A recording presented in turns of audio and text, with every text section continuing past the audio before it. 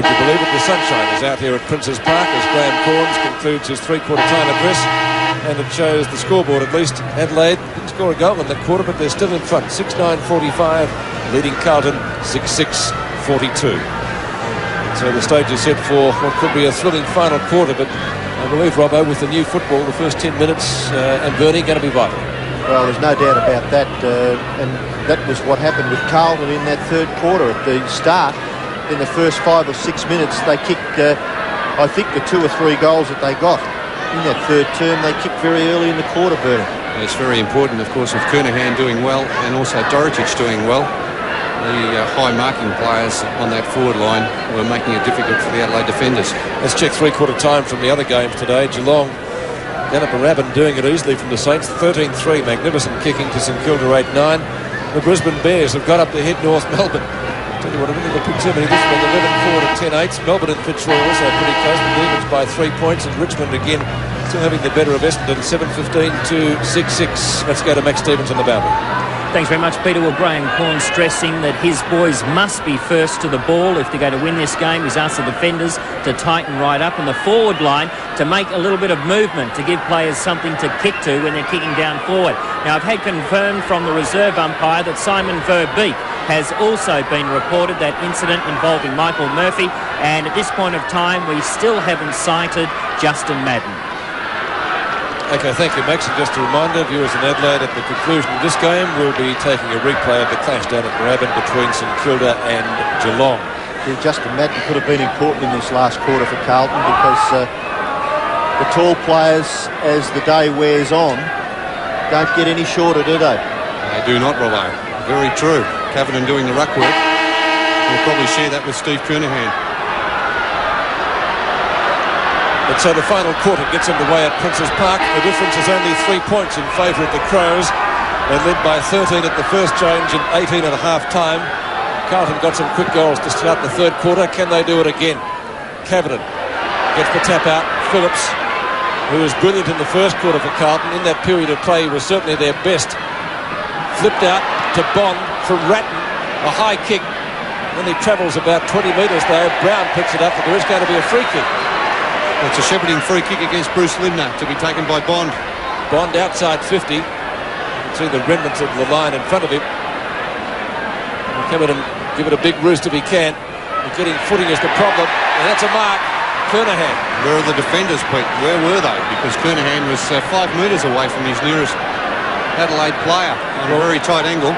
We saw Kernahan, as we watch a replay of the mark, have a similar shot at the other end of the ground in the third quarter and kicked it right across goal.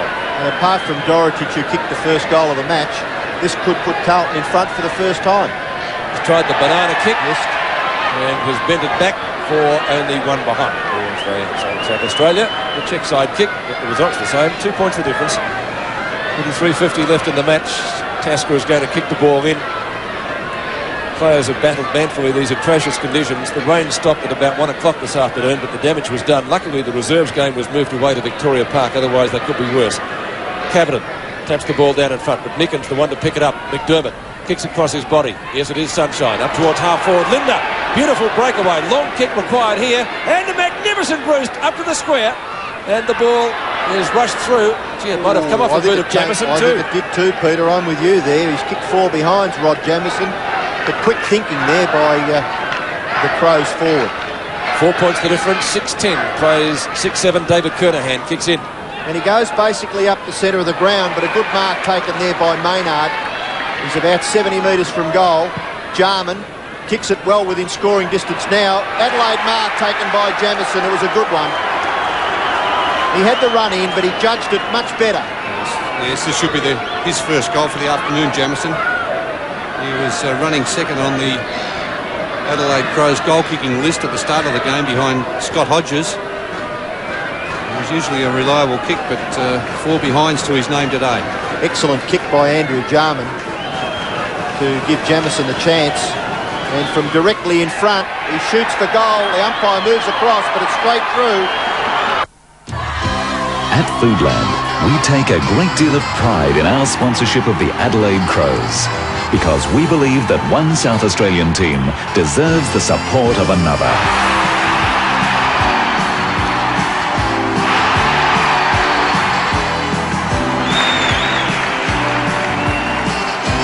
Foodland, sponsoring the Adelaide Crows. A great match of two mighty South Aussies. 52 now, plays 43. Carlton's task pretty hard. Filkey runs straight at his man and the ball. Good tackle applied by McGuinness. The ball spills free, scooped out by Alvin. Dean, a quick kick out of the pack up towards the edge of the square. There is a whistle behind play as Tasker picks the ball up. The umpire throwing the ball throw against Alvin. And so McGuinness at midfield. Hawthorn elected last week not to tag him. Cavidan up in front. Couldn't take the mark. Hits the deck again. Dean trying to get it out from underneath him. The umpire will ball it up. There's Peter Carey and Graham Fallett. McIntyre was the one to get highest. A toe poke out by Verbeek. Doesn't get the ball away from the pack. And again, it's going to be a ball up. Under 22 minutes left in the match. 7-10 to 6-7 in favour of the Crows. McDermott there in his desperation dispossessed his teammate Murphy. Gee, he's a great goer, Chris McDermott. Goes all the time and has really been suited by these conditions. Here's a chance for a goal. Lip tack into the square. And Carlton will get away with it. David Kernahan takes the hand pass from Reynolds. Long kick by the Blues fullback. Up to the centre wing position, marking contest, none can bring it down. Picked up beautifully by Jarman as if the ball were dry. Spears the pass in magnificently to McIntyre. Too far out to score, knows it, short past the end result, and a good mark is taken by Johnny Klug. That's a very heavy part of the ground. You're lucky to get 25 metres with the kick.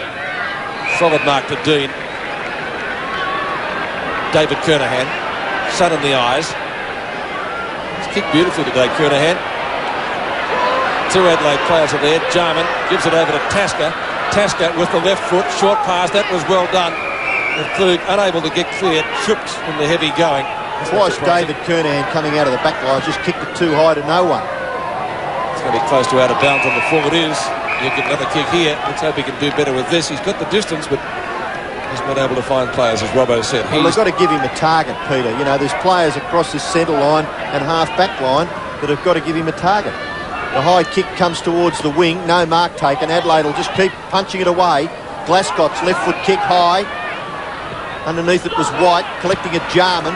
Kick across his body. Oh, being blinded there was Liptak. Gets the handball away to Filkey. Gleeson stands his ground, probably to his advantage because Tregenza fell over. Away to Glasgott, in turn to Reynolds. Carlton mounting something on that outer side. Arsiri marks on centre wing, but it's very, very difficult out there for the players to get any sort of footing when they're kicking the ball. Arsiri gets it about 35 to 40 metres, up towards the 50-metre line. Gleeson trying to run with the football, can't get through, and the umpire will be forced to ball it up. So Adelaide, with the first goal of the last quarter, they lead by 9 points, 52 to 43, and they've got the breeze at their back in this last quarter. Chance for Gleeson underneath it again. McDermott looking for the free kick, but the umpires have been very consistent all day with that decision. They haven't given one. No free kicks have been given against that player putting his body in first. Again, forced to just throw it straight in the air. Kernahan. Chance was there for Ratton. Now a real struggle. Underneath that, whoever it is, he must feel as though there's 14 guys lying on top of him. And I'd reckon it's Chris McDermott. It is. Isn't he a Trojan? His mother wouldn't have recognised him there. 15 kicks, 10 handballs today to Chris McDermott and 7 marks. Yeah, he's played a great game in the win. Thumped away by Bradley getting up high. This is Linda. Kicks it back to half forward again. So he's got another chance. Hasn't been a telling contributor today, Bradley. And they could have almost got a goal there. The ball was booted well clear. And this is Brown. Flowing locks. Kicks to half forward and space. And the boundary line might be just a little bit too close. And we'll see a boundary throw in. You know, all the work that Carlton did on that outer side, and eventually Bradley's good kick gave them a chance. And within, 2 kicks, it's back here about, 140 metres from their goal now. Klug and Cavidan. Knocked down by Klug. McDermott scoops the ball over the top. Picked up by Bond. Bond's kick is a short one. Maynard again in front of Glenn Hawker. Maynard at left centre wing. Short pass. He has played well. Academy Award performance by Filkey. The umpire wasn't wearing that. If it was intended, he probably just fell over in this mud. Got rid of that beard too. Better forward. Mark at half forward, left centre wing, perhaps, to be more correct. This bloke's a little underrated too, I think. Bickley played well. Lucky contest down there at half forward. McGuinness, no one home. Kicks at goal and misses, but only just. So another behind to the Crows. Might be handy in the final wash-up. 7-11 now to 6-7. 10 points the difference. Carlton with the job ahead of it. David Kernahan to again kick in. Sun in the eyes. That's a change after the weather we've had today and also yesterday. Verbeek went the spoil from behind. Klug applies a tackle. I think that's Gleeson he's got hold of. Yes, it is. He's the last to get up. So a bounce, or ball up, bounce. We haven't seen those. So ball up right on 50. 50 metres from goal for Adelaide, and it's like a rugby scrum there for the players trying to control the football. Murphy, the Crows player at the bottom of the pack, so the umpire will ball it up once again. Gleeson, he's been a fair player, Adrian Gleeson, on the centre wing. 12 kicks and 3 hand passes. But he's been in and under on a number of occasions. It's almost impossible to break clear of these ball-ups from the umpire. Maybe a free kick maybe. Free kick may come out of this at some stage. Big punch by Cavidon. Ratton leaves it behind. McDermott tries to get it on. Murphy's got a chance again. Bradley looking for the free kick that will never ever come. Ratton pushed off the football and the umpire will call in for another ball up. Cavidon did a good job just a second ago to punch it clear. Now he's beaten for it by Klug. Murphy tries to get through. Ball runs free. Jarman, he'll get his foot to the ball, kicks it to full forward, and the mark is taken there by Verbeek. Looks to play on, gives it away to David Kernahan. David Kernahan's short kick, too high there for Phillips. Dispossessing there was Liptak. Handball comes to Gleeson. McIntyre the chaser, but Gleeson a little too slick. Short pass is too short.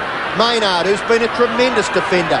Tasker, unfashionable but effective. Kick towards the forward pocket. Phillips, kick is smothered out there by Liptak, and it goes over for a boundary throw-in. Just outside 50 metres in Adelaide's half-forward area. Boundary throw-in. Cavidon from the back. Gets the tap out. Phillips underneath. Tregenza doing the tackling. And umpire Carey will call for another ball up. So precious seconds for Adelaide because they're guarding a 10-point advantage at the moment. We're about halfway through the last quarter. And Robbo kicking with, looks like a fair breeze now, looking at the flags on top of the scoreboard. Certainly freshened. Cavidon. Kick up towards half forward, and the mark is taken by Micken. A little bit further out from the goal than that. And the Brisbane Bears ruckman. Klug got 2 hands on it, couldn't hold the mark.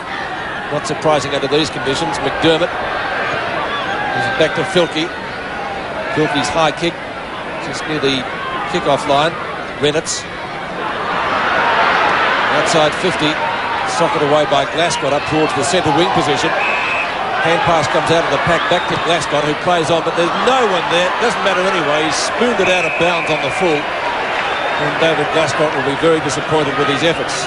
Probably deserved better. Smart to take the kick for the Crows. It was a bad kick, wasn't it? Well, it was a bad kick. He just went for the torpedo punt, which is very dangerous in these type of conditions anyway, Robbo, and even a more centering kick, because had it stayed in play, it would have been of no advantage to Carlton whatsoever anyway.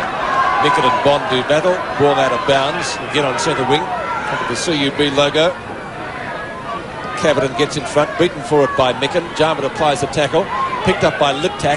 Liptak short kick again up towards the edge of the square. Missed by Murphy. Off the ground, McGuinness in front of Alvin. Gleeson or fresh air kick. Alvin almost, yes, comes out with the ball. Tries for Gleeson. Had him. Gleeson lost it. Jarman, great attempt to pick the ball up. Magnificent went with the football. Great effort. Filkey. Short kick. This could result in something. Jamison, he's a great kick. Should get the distance from there. Does so. Is it touched? I don't think so. Kernahan says yes. Oh, dear oh dear. Very close one. And the goal umpire gave him no indication of what he was going to do. No, it was very good at David, your cards close to your chest from the goal umpire there, Robbo. How about David Kernan's blood pressure? So a chance for the Blues. Again, this is Gleeson. Kicks to half forward. Punch away. Comes out to White. Oh, not a good hand pass. The Blues are going to have to lift their game if they're to get up here this afternoon. A quick kick out of the pack as Ratton's way. He's left it for Verbeek. And Verbeek finally kicks out to Sexton, who missed the mark. Sexton tries to tap it on, eventually successful. Glasgow falls over. There's Maynard again. Lovely hand pass. Tregenza gets his foot to the ball. Now a chance for Filkey, looking to give the hand pass away. Forced to kick with the left foot. Falls in short. The mark is taken by Dean. All of a sudden, a little bit of urgency on the faces of the Carlton players. Dean's kicks a shocker. Picked off by Gleeson. Tackled by Filkey. McGuinness is caught. Arsiri the tackler. White was caught there by McDermott. And still, the players can't get the ball clear. Umpire will call for ball up. Look at the condition of that ground out there, Robbo. Centre wing there, out of sight of the ground. It's a real mess. Arsiri with 8 kicks and 5 hand passes. And 5 of those kicks have come from free kicks. He's kicked 3 goals. Jarman somehow got his foot to the ball. And desperate was Bond. And he took a good mark in the finish. McDermott on the mark. And giving the young Carlton player plenty of lip. Bond's kick slews off the side. And the mark was taken by best man on the ground, in my opinion, Maynard. A tremendous effort across that half-back line. And his pass is okay. It comes to Murphy. Murphy at half-forward. Kicks it towards a vacant centre-half-forward position. Overrunning at Klug. In there is Liptak. Tackler Bassett. Brown. Over the top, Jamison. Great tackle, Verbeek. Going back is Renitz, and he gives away a behind, does he? No. It's hit the behind post, so we'll have a boundary throw in that right forward pocket for Adelaide. You're going to say something, Bernie? Disagree with that, Maynard, do you? Well, I think McDermott and also Jarman have played tremendous games. Maynard was moved earlier in the match when Dorotic got on top. There's McDermott again. Speak of the devil. Scoop back to Jamison. Excellent tackle, Renitz. And the umpire's given a free kick to Carlton. And the Blues need to get something going quickly, though. Renitz in the left back pocket. It's not a bad sort of a kick. It's one of the longest we've seen today. Jarman. And McDermott. Very close to the boundary line. Sees it go out in front of him. 10.5 minutes left in this contest. 43 plays 54. Carlton needs 2 goals. It's possible. The way they're playing, you would have to say it's not probable. Bradley's quick kick doesn't go anywhere. Again, very close to the boundary line. In fact, it's more than close. It's over the boundary line. Campbell throws the ball back. He'll contest the knockout with Johnny Klug. Klug, good use of the body. Tries to get the hand pass away. Not successful. And finally kicked down towards David Kernahan. Came from Liptak.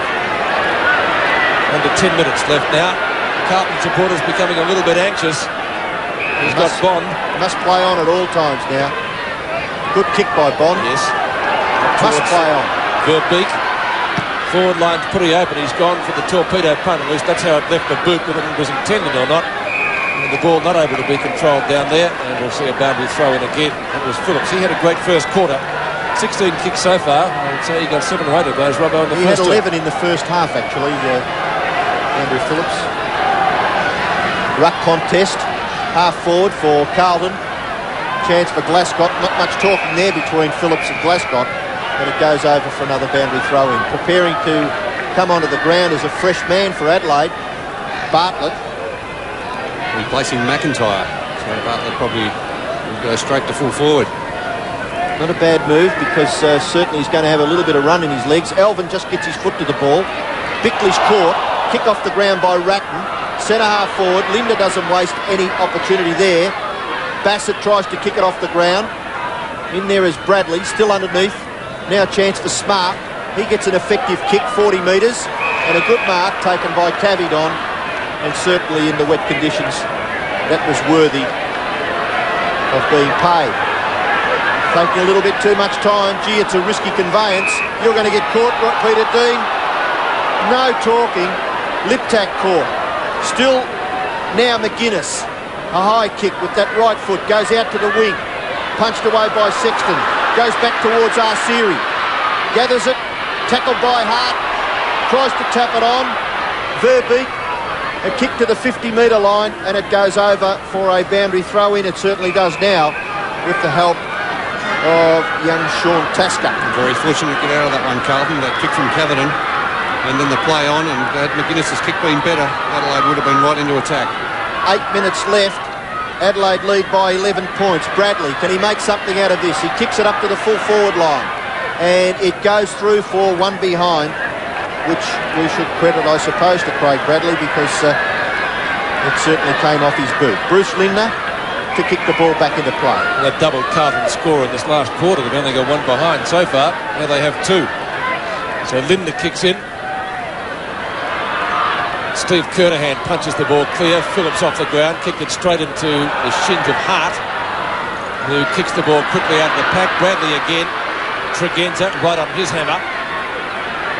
And Bradley has to go for the boundary line, which in turn suits Adelaide. So boundary throw-in, close to centre wing position, just a few metres on Carlton's attacking side of centre. 7 minutes left in the match, and Carlton needs 2 goals. Adelaide needs to defend, and they're doing that pretty well. Nicken taps down. Filkey. A quick kick. Chance for them again. Picked up by Liptak to half forward. There's the cleanest man on the ground. Bartlett has given away a free kick. And Kernahan will take it. Easy to pick him up. Kernahan will need to go straight down the ground. No sense in going around the flanks at the moment. Dorotic was held, says the umpire. Probably their most consistent forward today. Otherwise they've only kicked 6 goals. It's a doubtful statement in itself. Sexton and Smart. Sexton still. Lindner on his hammer. Lindner again. Or Lindner still. Glascott needs support. None there. And the Adelaide Crows able to tie it up again. 55 metres out from goal. 6 minutes left. Adelaide, I think, can hang on for their second win in Melbourne. That's the kind of team-lifting stuff you expect from McDermott. He's been an enormous contributor for the Adelaide Crows. 7 marks, 15 kicks, 13 handballs, and threw himself in with desperation. Bradley over the top. Jarman pulled off the football, and he didn't have it. And Andrew Jarman will get the free kick at half-back. He's played pretty well too, Bernie. 18 kicks and 7 hand passes. Well, at the bottom of the pack all day also, Andrew Jarman. Some good telling long kicks, direct kicks into the forward line coming from him also. Quickly, haven't they? You know, yep. When you've really got to get your foot to the ball, he's been very effective. Kick towards centre wing. It's worth 2 kicks, that, because the Blues are going straight back into the breeze. Peter Dean covered in mud. 10 points, Adelaide lead. 5.5 minutes left. Carlton have yet to kick a goal in this last quarter, so to expect them to kick 2 in 5.5 minutes is a big ask. So Adelaide should go on and record a meritorious victory here at Princes Park. Umpires continuing to throw the ball straight in the air. Kernahan. In there is Micken. Umpire Carey will throw it up once again. And, of course, Bernie, these players will be very, very tired. Very leg weary, wouldn't they be at this stage, Robbo, in these conditions? Dean over the top. Glascott tries to kick it off the ground. Gets another chance, David Glascott. Goes about 15 metres. Picked off by Bickley. Bickley's long kick up towards half forward. Liptak tries to knock it forward. In there is Brown. Kick off the ground by Gleeson. Murphy's a chance. Kernahan the tackler. But Murphy gets his kick away into the pocket. Klug. Handball back. Bartlett going in to help out. But here's Liptak. No, it's Tregenza rather. In towards full forward. It's taken away. Renitz has kept it in the field of play. Shares it away with Kernahan. Kernahan's kick close to the boundary line. Probably too close to the boundary line. No one there for Carlton. The ball isn't kept in play. Right, nearly grabbed it in, but it's an Adelaide kick and out of bounds. So the Crows gaining about 20 metres. 4 minutes left in the match. 44 to 54. Carlton still needs 2 goals. And one would think that's just about an impossible task. Kernahan and Klug. Picked up by Bond. Jarman. Whenever it goes to Bickley. Dean. Glasgow. Ball wobbles off the boot. At the back is Cavadon. A race for it with Hart. He'll have to kick it off the ground. Does so. Will it get there? Yes. No. Only one behind. Missed by half a metre. And maybe with the Blues' chances. 6-9 to 7-12. Probably also their chances for the final 6, Robbo. You think he should have picked it up? Would you have tried to pick it up? I don't think so. I think they're closing on him pretty quickly. I don't think he had time. Kernahan punches down. McDermott, his opposite number in terms of captaincy, and he's played a great game today. Bassett, out of the pack quickly, kicks across his body up towards half forward, and the mark taken by Sexton. Probably too far out to score. 2 kicks from home. Dorotic, yes! I'll tell you what, he dropped it. Well, I said yes at the same time he blew the whistle. Yeah. So we both made the same mistake. Well, here it is again. I think the initial grab was there, Robbo. Yeah, I think you would have paid that one. Well, there's been a few today that haven't been paid. Yeah, you're right. I'm just looking at another example. If a defender had to come up in and punch the ball away immediately had he taken that mark, I think it would have been paid. Yeah, interesting. All right. He's gone back a mile. I think he's just trying to get some sort of firm footing. Well, it's an absolute mud heap out there. Darwin. He runs out to the left arm. Peter Sumic kicks it goal and I think has missed. So there go the Blues' chances. 2 minutes 10 left in the match and John Dorotic kicks it behind. They trail by 8 points, but it might as well be 8 goals, I think. Tasker to kick the ball back in. That's his first miss too, Dorotic. 3 goals, 1. And Tasker goes to the outer side. And remember too that Adelaide's got a great run home with matches at Football Park. Cavadon, a snapshot, won't quite make the distance. Tasker went for the boundary line. Arsiri kicks it goal and again has missed. 1 behind. Still Carlton, 2 kicks from victory. They've got 2 minutes to kick 2 goals. How about Mark Arsiri, Bernie? 3 goals, 1? Arsiri, yes, he kicked 2 goals in that second term, 1 in the third quarter. 3 goals, 1 Arsiri. 1 3/4 minutes left. So Carlton have had their chances in this last term. They've had it in their forward half a fair bit at the time. But Adelaide will go into their forward half quickly. And a good mark taken back there by Verbeek. He handballs away to Reynolds. Reynolds goes towards Glasgow. Really wasn't effective. Glasgow still has the football, but a free kick has been picked out of it. That short stuff, Robbo. Taken for Adelaide. That short stuff's a real worry. They ought to just get the ball and go down the middle of the ground, as you suggested earlier. They fiddled around a lot, Carlton. Bartlett caught by Bassett. Now a chance for Liptak. And he scores a behind. So I suppose from Adelaide's point of view, it is a long, long way away from Carlton's goal. And with just 1 minute left and Carlton needing 2 goals, the result now will go to Adelaide. Kick in by Reynolds, goes straight up the ground.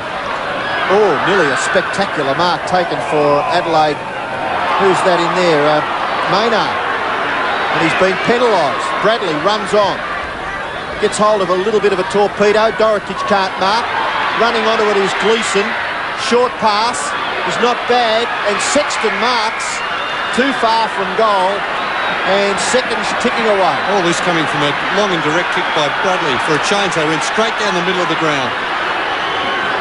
Now Sexton has the long shot. Distance is not bad. It's at the back. It's going to be hurried over. No, Micken is there. Still cabbing on. Play on, says the umpire. Smart. Arsiri has... Oh, he nearly made something out of that. He scored a behind, but right on the goal line, it was punched through. So, could be the last score of the game. Carlton 6-12, Adelaide 7-13. The Blues losing by 6 points last week, and a similar score today. Tasker kicks the ball in, goes straight down the ground with it. Kernahan, as he claimed the mark, he claimed it and he's paid the mark. There's the siren, and it won't matter. Adelaide is victorious, winning their first effort at Princes Park against Carlton. The Crows 7-13-55, defeating the Blues 6-12-48. Well, a good effort. They got some revenge for the defeat at Football Park earlier in the year, which came as a surprise when they absolutely blitzed Hawthorn in the first game. But today, it was the Crows' turn in the mud, and that man there on screen, number 10, Chris McDermott, what a great game he played. He sure did. Sure did, Pete. They had a lot of good players, didn't they? Yeah, well, they had the better players in these conditions. Another great player there was Andrew Jarman. And we have a look at his stats. He had 3 marks, 19 kicks and 8 handballs. And as Robbo said earlier, he thought Maynard played a fantastic game, which he did across that half-back line. Johnny Klug early in the match was very good. Stevens now, and with him he has Rodney Maynard. Well, Rodney, sweet revenge. I mean, what happened in Adelaide, then to get up and win at Princes Park, you must be thrilled. Yeah, well, that's what we come here for. We thought we owed them one. You know, they beat us at home, so we were going to do our damnedest to beat them here. So, well, you personally, you haven't played a bad game all year, and particularly good today. Oh, I don't know about that. I think there's a few bad ones among the good ones, so I'm just pleased. Good team effort today. And your preparation, what did Graham Corn say before the game? Oh, he was just concentrating on, you know, we had to win and, you know, get a start, and that's what we did. So I think that showed the way for the rest of the game. So, OK, mate, congratulations. Well done to Adelaide today. Thanks, mate. Well, Rodney Maynard pretty pleased, and Crow supporters there in the background likewise repeating the final score. Adelaide keeping their chances alive for the final 6, 7-13, 55 to Carlton, 6-12, 48 from Princes Park. We'll take a break. Back in just a moment.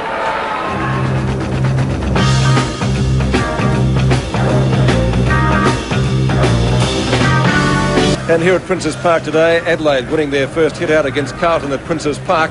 Carlton going down 6-12, 48. They only scored 6 points in the final quarter, had their chances, and the Crows adding 1 goal for to win 48 to 55. And I think we could say, gentlemen, a pretty well-deserved victory. The Crows having some much better players, handler conditions were better, Jarman, etc. McDermott adapted well, Bernie. They certainly did, Peter. They really deserved to win that match. 3 goals up at half-time. They did all the hard work in that first half. As I said, Johnny Klug, I thought, was magnificent. They had a fantastic back line. Tasker's a player that's been very good. Smart played well. McDermott, and I was also very impressed with Jarman, the way he worked in the centre of the ground. Gee, you refuse to give Maynard any credit, don't you? I'm one of Maynard's biggest fans, Robbo. I biggest I'm fan. only I think having he's a go a at you. tremendous player, Rodney Maynard. I've never seen him play a bad game. The point I just made that he was moved off Dorotic when Dorotic started to play well in that third quarter. But Maynard, I've never seen him play a bad game. He only knows one place, and that's flat out, and I'm a great fan of his. Well, I think that you mentioned about Adelaide adjusting to the conditions, and that was basically the difference between the two teams. They had players that were prepared to... I'm not saying that Carlton weren't prepared, but the Jarman quick kicks and the Chris McDermott quick kicks were far more effective than a lot of those in the opposite team, in the Carlton team. The players just couldn't get the same effectiveness out of their quick kicks in these difficult conditions. Well, really, Carlton didn't play wet weather, a good brand of wet weather football at all. Look at their stats. You cannot really make a lot out of that. Handballs in favour of Adelaide. A lot of the Carlton handballs have got themselves into trouble, or they went for short kicks across that Well, back I was line. just going to say, you made mention in the finish that Bradley got the ball up towards the goals with a lovely long kick from the centre of the ground, and exactly. Perhaps that was an area where they fell down. Well, they certainly did, and well, even though McGuinness didn't have a great influence on the game, they had the players who were prepared. The two players, actually, that I said, McDermott and Jarman, the players that really, the hard things, the things that really go unnoticed on the stat sheet, where they throw their bodies in and just knock the ball out as a player's about to kick the ball, and things like that, those sort of areas, Robbo, that are also very important on a day like this. Right, Bernie, with Adelaide's run home, a lot of matches at Football Park, I think it's 5 from memory out of the last 6. Do you think they can now make the top 6? No, I don't think they can, Pete. Looking at some of the matches they've got there. Oh, they've got a good chance. Essendon have been beaten today, so that brings them back to 9 wins, and Adelaide have got 8. Yeah, they've also got St Kilda, North Melbourne, West Coast, some pretty tough matches and at home, 40,000 screaming fans barracking for them every week over in Adelaide. Well, that's the point I'm making, Robbo. How much better side are Adelaide in front of their crowd there than they are away? Well, it's interesting to watch them play in difficult conditions here. I think they're better in the wet, and they're not too bad over here than the Eagles have ever been, like at the start of their career. So Adelaide have got a lot to look forward to, I think. Well, I agree. They've been a tremendous side this year. A couple of bad ones over in Melbourne, one against Geelong and one against St Kilda, Pete. But apart from that, they've been a very consistent side at home. Collingwood, they didn't have a big day at Collingwood. Collingwood was a bad one also, of course. Yeah. But they're still 2 games out of the 6. So there's still a lot of ground to make up in the run. Well, mathematically, they could make it. They can't be 2 games out. If Essendon have won 9, they stay on 9, and Adelaide have won 7, they go to 8. So there can only be one game out. Well, that's right, but I think Essendon will stay there myself. That's the way I feel about it. Just being knocked over today by Richmond on their own ground. I mean, gee whiz, there's got to be a big question mark. I'm not saying positive for Adelaide, but more so that Essendon have got plenty of problems in their lead-up. And if Adelaide can win games, and Peter, you've already mentioned, that home ground advantage is going to be vital. Worth a lot. And the grounds are going to get better. And I think this team is a better side on top of the ground than they are in these dirty conditions that prevail today. All right, we mentioned the final scores from other matches, which we'll be checking on shortly. And don't forget, we'll be taking a replay of the big game down at Moorabbin this afternoon between Geelong and St Kilda coming up very, very shortly. Well, if you're followed a football team, whether it be in junior ranks or senior ranks, you can know sometimes things just don't really quite go as they should. And one of the teams that isn't winning as many matches as it should is up in Queensland. They're known as the Banyo Bloods. You haven't heard of them? Let's check on their story with Bill McDonald. The Banyo Bloods. Oh, Ratton copped the ripper. And yes, Ratton copping one there with Linda, and Justin Madden now copping one in a moment. Too much distance, predictably, with the kick. Madden in front position. Phillips again, one of Carlton's best players so far. McIntyre getting it to Klug late in the game, and shot at goal. Adelaide sneaking home in a game that they've done very, very well to win. It's their second win in Melbourne. They beat Richmond, and they also beat Sydney on the road, so they're in with a chance. Few reports: Langdon, Murphy, Verbeek and Lynch all being reported yesterday or also on Friday night. Abusive language for Langdon. I gave the 3 votes to the skipper, Chris McDermott. He was fantastic. Andrew Jarman in the centre was very good, and the other player I gave the vote to was Maynard. But those 2 players I spoke about, the first 2, the on-ball type players, were the players that Carlton didn't have, the players that were capable of getting to the bottom of the packs, and they were the ones that really set them alight. The other player that did particularly well in the first half was Johnny Klug, the centre-half forward. And I think because of the conditions, that the slower Adelaide players, such as Jarman, McDermott and Klug, were able to come into their own. And Klug, particularly in that first half, played a very good game. I didn't think he was such a good player. There's McDermott kicking his 1 goal for the game. But really, they set it up in that first quarter when they got away. They were kicking into the breeze, Adelaide, and they got right away from Carlton. It was a bit of a skirmish at the start of the game. 2 players were reported, Verbeek and Murphy, for striking each other. And this sort of set it up. But I thought Carlton might have shown some fire, but they didn't show much. I was a bit surprised. They've got players such as Derui, O'Sullivan and James running around in the seconds, players that would have been ideally suited in the conditions there yesterday. There's Klug again. He set it up beautifully with some excellent marks and good long hand passes. Didn't waste time, and they played a superior brand of wet weather football. Bernie, you mentioned about the physical side of the game, a couple of reports. Are there going to be any more reports because of trial by video? Are you trying to set me up, Don, are you? Well, come on, Bern. Well, I saw one there yesterday when... Who was it? It involved Justin Madden. He was taken from the ground, suffering apparently from concussion. He got a fairly heavy knock in the head after a marking contest with Johnny Klug. And to tell you the truth, Scotty, it didn't look all that good on replay, because it was well after the contest, and a little bit of action took place after the initial confrontation. Bernie, do you think that the Adelaide side felt that because of media stories about Carlton being a little bit soft, that they would try and soften them up right at the start, and did that work?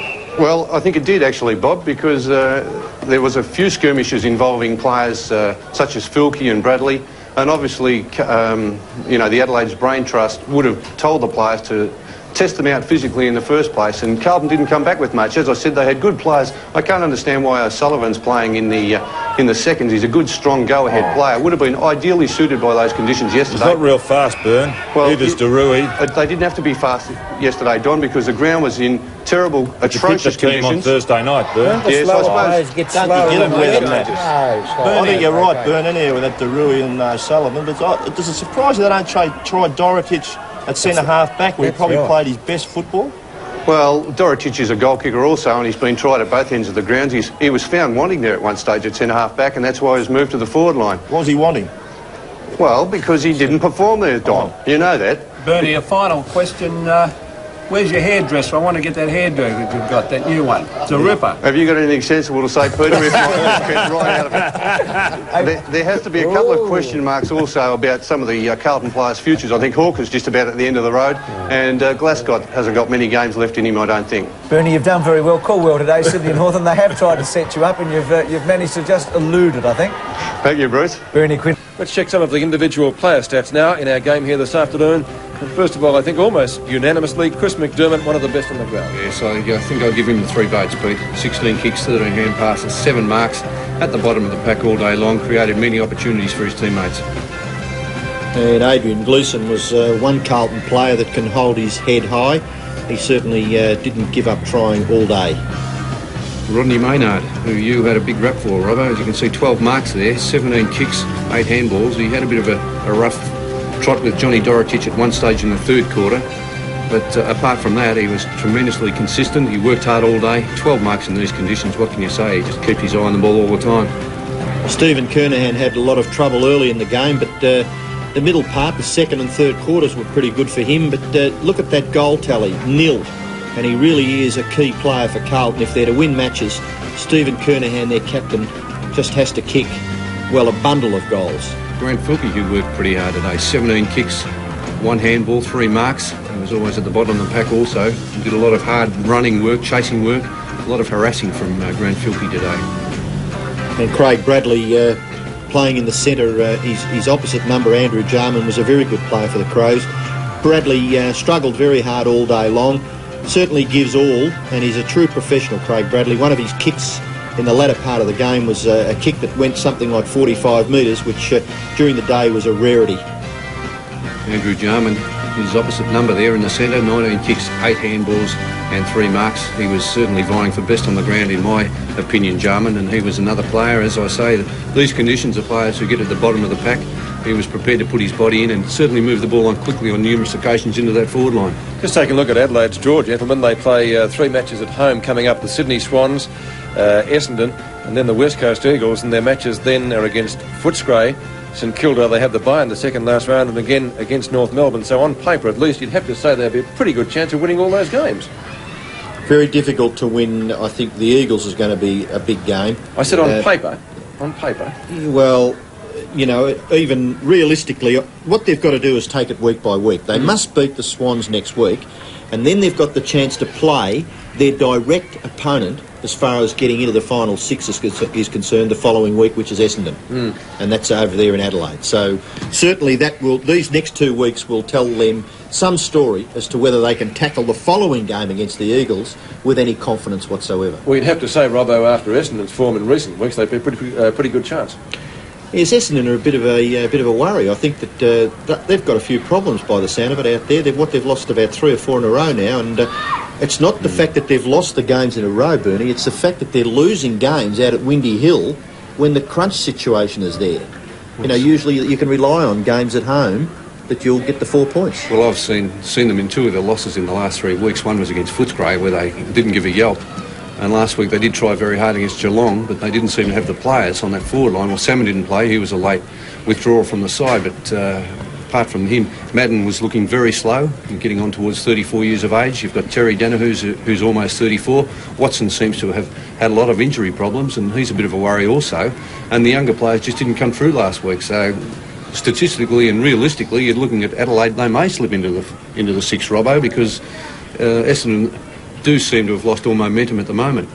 And hasn't their season been a good one, Adelaide's? Well, it's been a great debut season, and who's to say what they can do? We remember, of course, they played Essendon in that practice match earlier in the year at Football Park. Could be a good yardstick for next week, who's to say? And that just about takes us out from Princes Park this afternoon.